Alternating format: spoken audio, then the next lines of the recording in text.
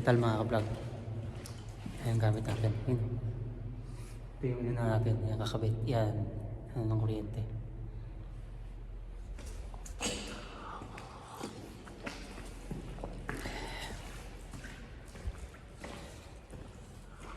Kabit natin mga ayan kinakabit natin mga ka-vlog.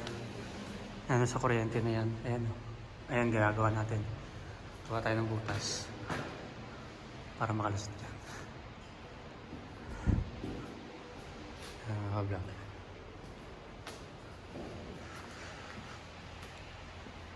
Dito tayo. Dito ang work natin. Ayan. Ayan. Gamit natin yung rental. Ayan mga ka-vlog. Trabaho natin dito sa ilalim tayo.